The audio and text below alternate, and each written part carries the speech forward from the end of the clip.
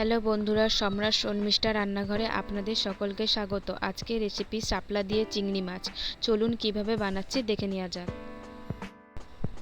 আমি এই শাপলাটাকে আগে ছাড়িয়ে ছোট ছোট করে কেটে রেখেছিলাম। এবার 4-5 বার ভালো করে ধুয়ে নেব। আমি আগে থেকে চিংড়ি মাছের খোসাগুলো ছাড়িয়ে রেখেছিলাম। ভালো করে ধুয়ে ওর মধ্যে হলুদ লবণ মাখিয়ে নিচ্ছি। আমি এখানে মিডিয়াম সাইজের চিংড়ি নিয়েছি। আপনারা চাইলে ছোট বড় সাইজেরও চিংড়ি দিয়ে করতে পারেন। ওই ফাঁকে কয়েকটা কাঁচা লঙ্কা চিড়ে নেব। সময় কম ছিল বলে তাই খুন্তি দিয়ে কেটে নিচ্ছি।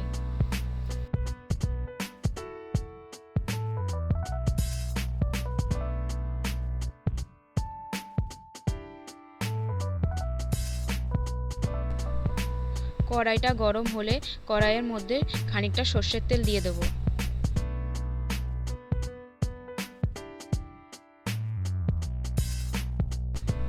তেলটা ভালো করে গরম হয়ে গেলেই চিংড়ি মাছগুলো ভেজে নেব।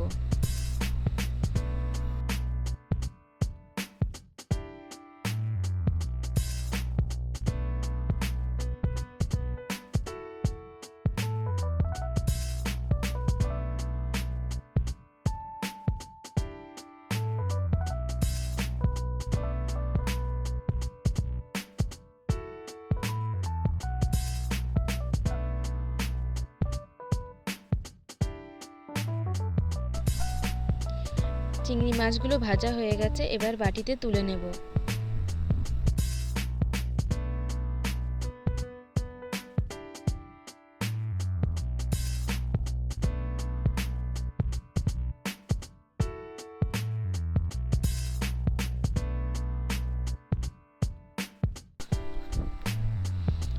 এবার ওই তেলেই দিয়ে দেব সোমবারের জন্য কয়েকটা শুকনো লঙ্কা, তেজপাতা, কালো সর্ষে আর কাঁচা লঙ্কা।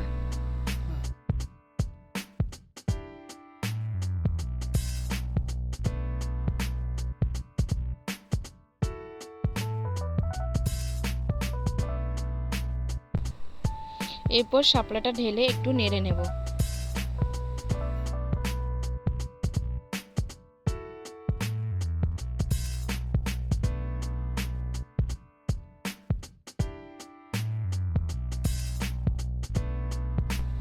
ওর মধ্যে দিয়ে দেবো সামান্য একটু লবণ, যাতে শাপলা থেকে জলটা ছেড়ে যায়।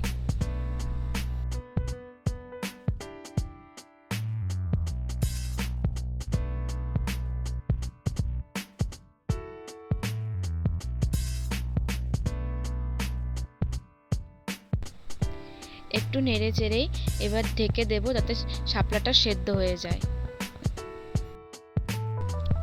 প্রথমে 5 মিনিট জাল দিয়েছি। এবার দেখে নেব শাপলাটা কতদূর সেদ্ধ হয়েছে।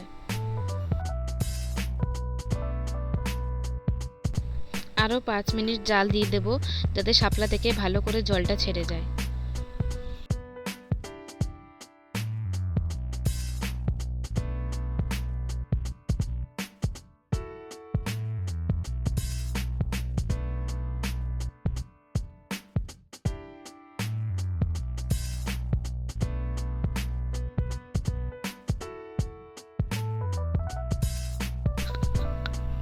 দেখুন শাপলাটা অনেকটাই সেদ্ধ হয়ে গেছে।